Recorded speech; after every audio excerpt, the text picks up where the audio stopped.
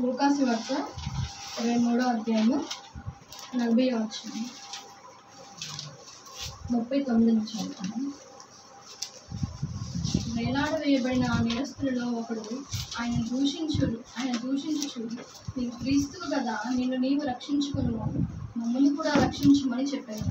అయితే రెండో వాడు వాడిని గమనించి, నీవు అదే శిక్షా విధిలో ఉన్నావు కనుక దేవునికి భయపడవా?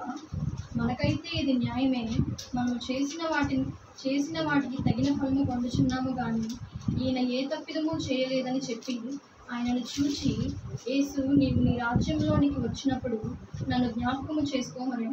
అందుకు ఆయన వారితో, నేడు నీవు నాతో కూడా పరదేశంలో ఉండు అని నిశ్చయంగా నీతో చెప్పుచున్నాను. దేవుడు మరి పరిస్థితిలో ఉన్నప్పుడు ఇద్దరు దొంగల మధ్యలో దేవుడు ఉన్నాడు. ఆయన చేసింది నేరం ఏమీ లేదు, కానీ ఇద్దరు కరుడు కట్టిన దొంగల మధ్య దేవుని నిలవబెట్టింది మనం చూస్తున్నాం. ఇక్కడ ఆయన దూషించి శోధించబడి అనేక అవమానాలు పొంది ఆ స్థితిలో రావడానికి మన పాపములు ఆయన మోసుకొని ఆ సిలువలో బలి అయ్యాడు. దేవుడు కనుక ఆ సిలువ మోయలేకపోతే ఆ స్థానంలో మనం ఉండేవారమని మనం గ్రహించుకోవాలి. ఈ సిలువలో దేవుడు సిలువ ఎక్కకపోతే ఆ సిలువ మనం మోయాల్సి వచ్చేదని మనం గ్రహించుకోవాలని చెప్తున్నాను. సిలువ మీద ఉండి దేవుడు చేసిన ప్రార్థన ఏంటంటే, జనులు ఇంకా రక్షించబడాలని. ఈ మాటలు ప్రతి మాట మనం ధ్యానించినప్పుడు దేవుడు మనతోనే మాట్లాడినట్టుగా ఉంటుంది.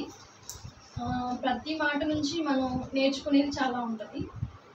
ఈ రెండో మాటలో ఏముందంటే, ఇద్దరు దొంగల మధ్యలో ఉన్నప్పుడు ఒక దొంగ ఆ స్థితిలో ఉన్నప్పుడు కూడా దేవుని ఇంకా బాధపరుస్తున్నట్లుగా మనం చూస్తాము.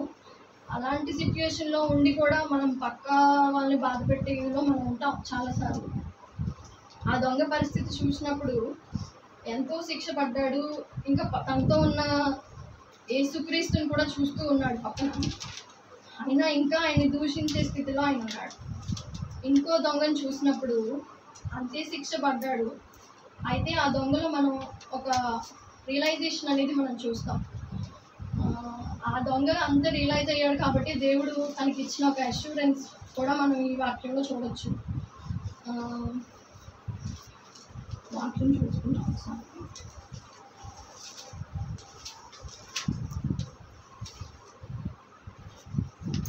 41వ మనకైతే ఇది న్యాయమే, మనము చేసిన వాటికి తగిన ఫలము పొందుచున్నాము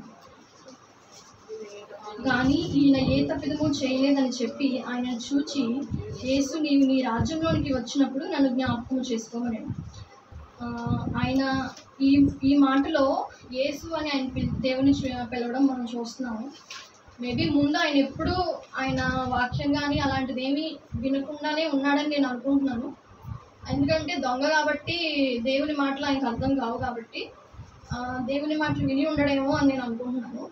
కానీ ఆ సిచ్యుయేషన్లో మరి దేవుని చూసినప్పుడు అంత రియలైజేషన్ ఆయనకి ఎలా వచ్చింది? దేవుని మాటను బట్టే దేవుని చూస్తూ ఉన్నాడు, అన్నీ అబ్జర్వ్ చేస్తూ ఉన్నాడు. దేవుడు పలికిన మాటలు ఫస్ట్ ఆ స్థితిలో ఉండి కూడా ఆయన మనుషుల్ని క్షమించే స్థితిలో ఉన్నాడే అని అన్నీ చూస్తూ ఉన్నాడు కాబట్టి ఆయనకు ఆ గ్రహింపు వచ్చిందని నేను అనుకుంటున్నాను. తర్వాత యేసు రక్షించేవాడు కాబట్టి యేసు అని పిలిచి ఆయన రక్షణ పొందాడని నేను అనుకుంటున్నాను. దేవుడు ఈ రాజ్యంలోనికి వచ్చినప్పుడు నన్ను జ్ఞాపకం చేసుకున్నాడు అంటే దేవుడు తిరిగి వస్తాడనే గ్రహింపు కూడా ఆయన పొందుకున్నాడు.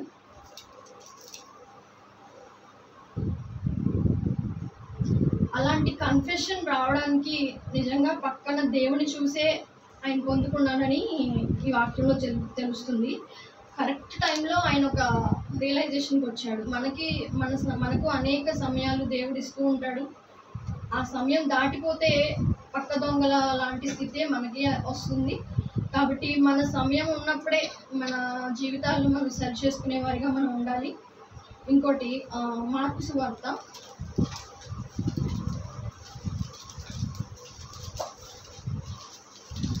8వ అధ్యాయం 36వ వచనం.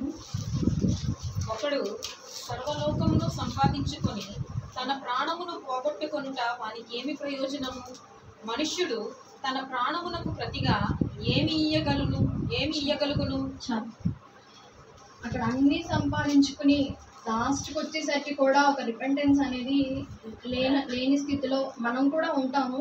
ఇప్పుడు ఆ దొంగనే కాదు, మనము అనేక విషయాల్లో రిపెంటెన్స్ అనేది లేకుండా ఉంటాము. అలాంటి రిపెంటెన్స్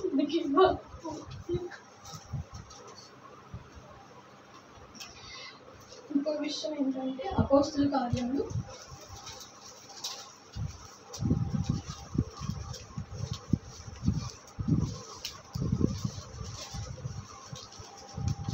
4వ అధ్యాయం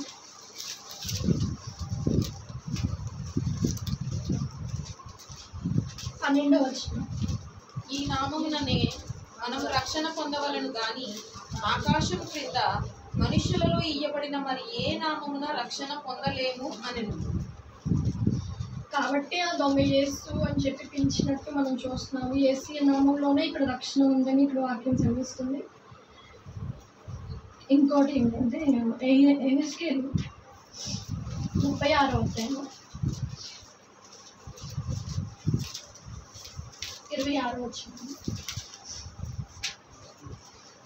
నూతన హృదయమును మీకు ఇచ్చెదను, నూతన స్వభావము మీకు కలుగచేసేదను.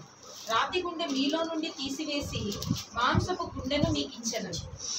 నా ఆత్మను మీ యందుంచి నా కట్టడలను అనుసరించు వారిని గాను నా విధులను గైకొను వారిని గాను మిమ్మును చేసేదను. నేను మీ పితరులకిచ్చిన దేశంలో మీరు నివసించెదరు. మీరు నా జనులై ఉందురు, నేను మీ దేవుడనై ఉందురు. రాతి హృదయం. ఇక్కడ ఆ దొంగ గురించి చూసినప్పుడు ఆయన హత్యలు చేశాడని, దొంగతనాలు ఎన్నో చేశాడని, దూషణ మాటలు ఎన్నో ఉన్నాయని చెప్పి ఆ దొంగ గురించి ఉంటుంది. అంతటి రాతి హృదయాన్ని కూడా మార్చగలిగిన దేవుని ప్రేమ ఇక్కడ మనం చూస్తున్నాము. ఒక్క మాట వినే దేవుడు ఆయన్ని మార్చుకున్నాడు. ఎన్నో మాటలు ఎన్నో వాక్యాలు మనం విన్నాం, కానీ మనలో గ్రహింపు లేకుండా ఉంటాము. ఇంకోటి ఏంటంటే దేవుని రాజ్యము వస్తుందని చెప్పి ఆయన నమ్మి ఆయన విశ్వాసం ఉంచాడు. దాని ద్వారా ఆయన పాప క్షమాపణ కూడా కలిగినట్టు మనం చూస్తాము. అట్లా రక్షణ పొందుకున్నాడు కాబట్టి ఆయన ఒక భాగ్యవంతుడిగా ఉంటాడు.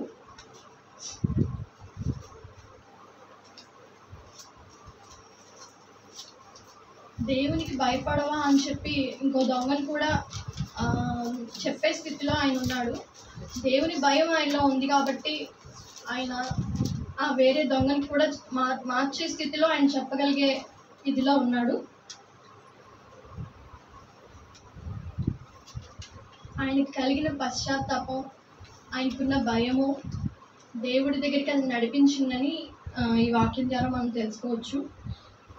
దానికి తగిన రీతిలో దేవుడు కూడా ఆయనకు ఒక అష్యూరెన్స్ ఇచ్చి ఆయన నిత్య జీవిలో చేర్చుకున్నట్టు మనం ఈ వాక్యం ద్వారా మనం నేర్చుకోవచ్చు. ఈ చిన్న మాటలు దేవుడు దీవించుకుంటాం.